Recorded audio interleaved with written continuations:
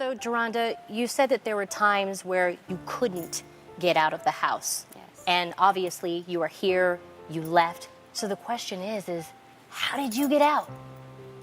Well, he was preparing for a party at the time, and I told him that my uncle lived a few doors down, and I wanted to go to my uncle's house to grab some shoes. And he was like, okay, well, when you get there, you get the shoes, and you come right back.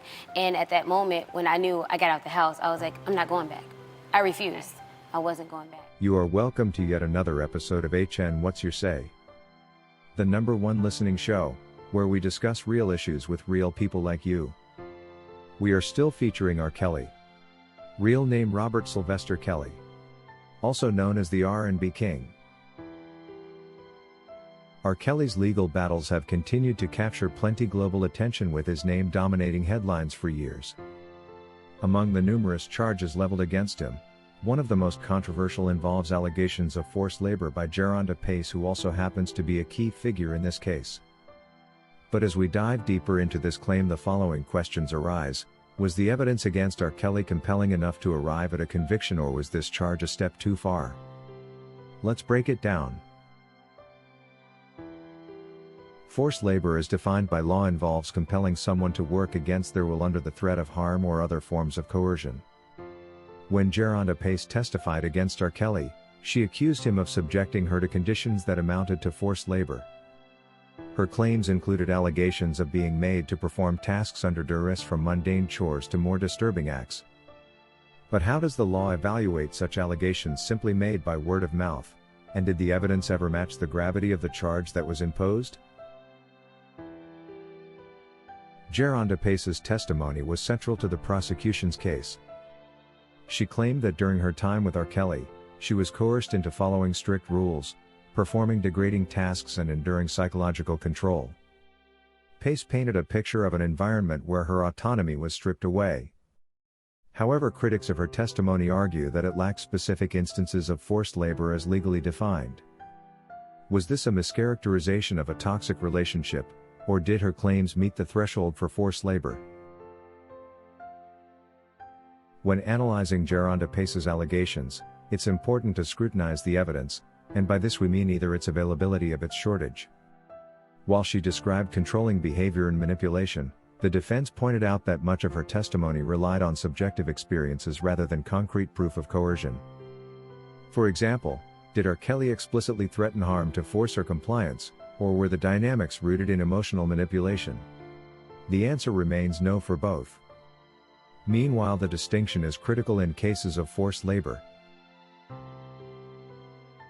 In a perk of encouragement for fans and supporters, R. Kelly's defense team pushed back hard against the forced labor charge, arguing that the prosecution failed to meet their legal burden of proof.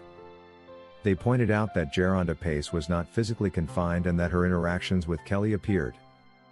They also noted instances where she voluntarily returned to Kelly's residence, questioning whether true coercion was at play. The defense emphasized the importance of distinguishing between a toxic relationship and criminal forced labor, arguing that the latter requires clear evidence of threats or duress. The court of public opinion played a massive role in shaping perceptions of who R. Kelly is and his accusers. For many, Jerhonda Pace's testimony symbolized the broader allegations against him, making it difficult to isolate this specific charge from the overall narrative of abuse. The media coverage often presented Pace's claims as a reflection of systemic power imbalances, but this focus may have overshadowed the legal nuances. Did public pressure influence the case's outcome, and did it create an environment where unsubstantiated charges could gain traction? One of the biggest challenges in cases like this is distinguishing between criminal behavior and toxic interpersonal dynamics. Jerhonda Pace described R. Kelly as controlling and manipulative, traits often associated with normal relationships. But did his actions rise to the level of forced labor under the law? Critics argue that broadening legal definitions without clear evidence risks undermining the integrity of the entire justice system. The forced labor charge against R. Kelly raised important questions about the way such cases are prosecuted. If the evidence doesn't clearly support the charge, does pursuing it weaken the overall case? Oh yes, it does. Jerhonda Pace's testimony highlights this tension, where personal experiences and legal definitions just don't align. While some view R. Kelly as a predator who manipulated those around him, others believe he has been unfairly targeted by individuals seeking fame or financial gain. The forced labor charge is just one example of the complex and often polarizing aspects of his legal battles. Regardless of the verdict, it's clear that this case will continue to spark debate for years to come. The forced labor allegations against R. Kelly illustrate the challenges of balancing personal testimony with legal evidence required. Was this a case of justice served, or was the charge an overreach? Let us know your thoughts in the comments below. According to Audrey, "Thank you for finally addressing the lack of evidence in this particular case. Everyone was so quick to jump onto the bandwagon without questioning the details. R. Kelly's legacy in fact deserves a fair examination, and this video did a great job pointing out the holes in the narrative." According to Matilda, "It's about time someone brought up how Jerhonda's story doesn't add up. Forced labor? Really? People are just trying to bring him down because of his fame and success. Stay strong, R. Kelly. Real people can clearly see through the lies."